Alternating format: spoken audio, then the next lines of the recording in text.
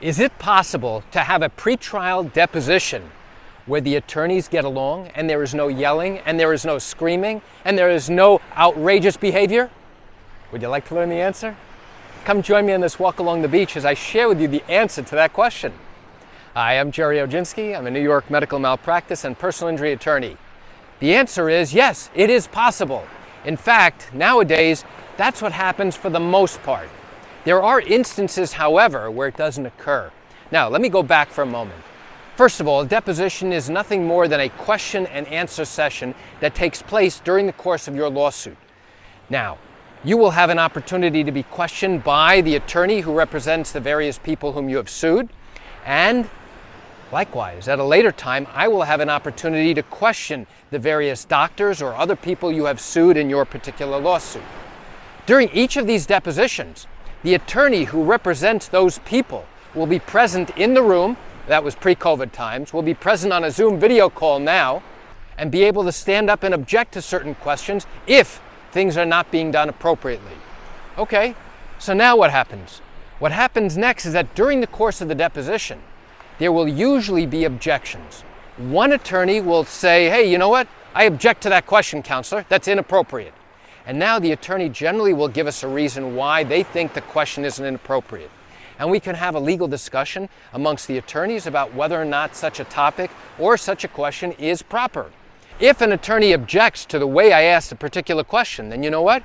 I'll simply ask it a different way. I'll ask it 5 different ways. And if the attorney keeps objecting and doesn't like the way I've asked my question, I will ask it 10, 15, 20 different times. Why?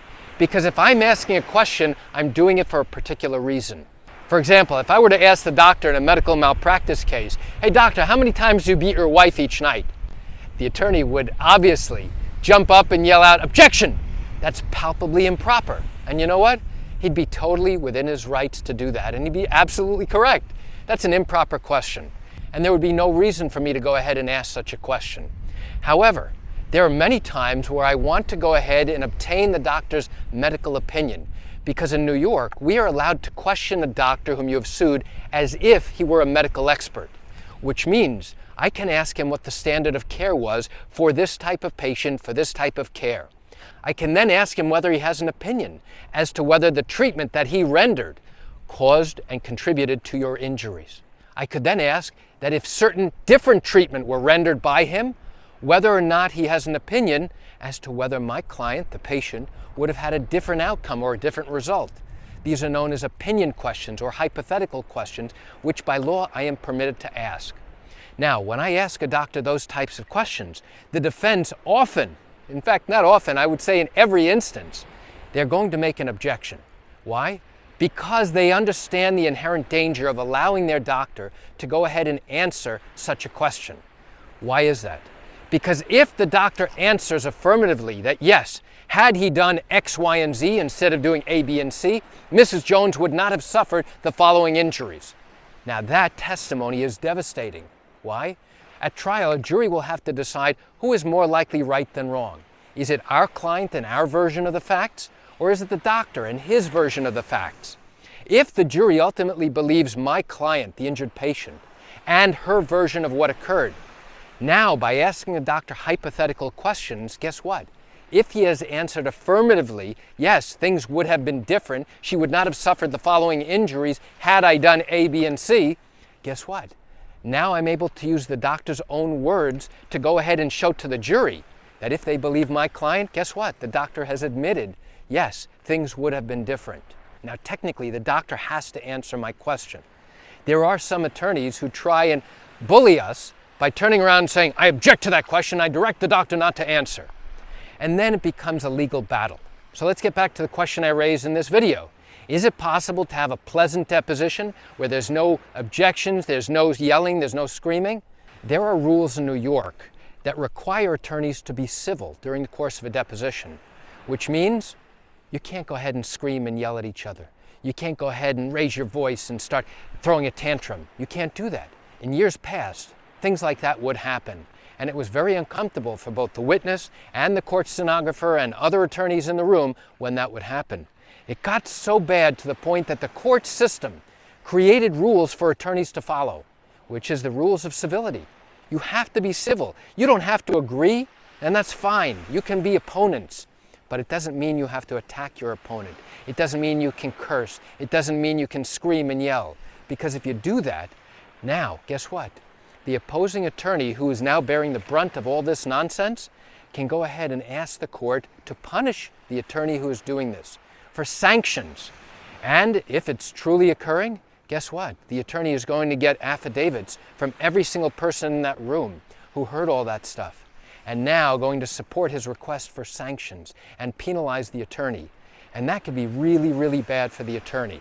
So now, fast forward to today. Does this type of nonsense happen? In almost every instance, I can tell you that that type of behavior does not happen today. There are some instances where an attorney will get upset because another lawyer is asking questions repetitively, or an attorney is asking about a particular topic that the defense lawyer may think is off limits.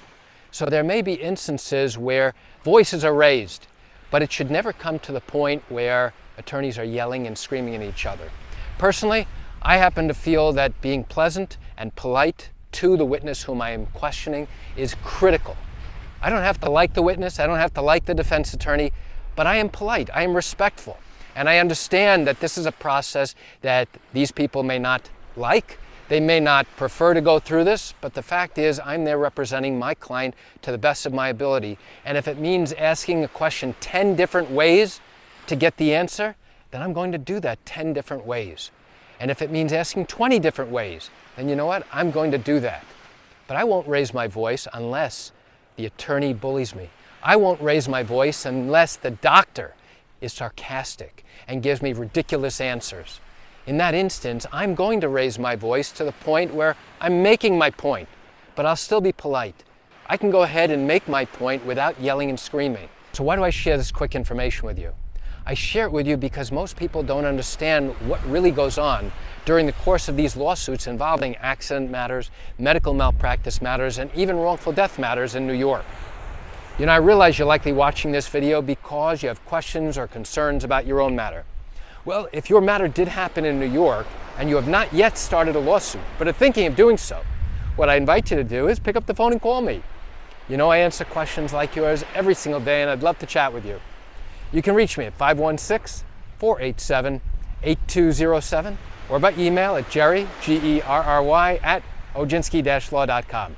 That's it for today's video. I'm Gerry Oginski. Have a fantastic day.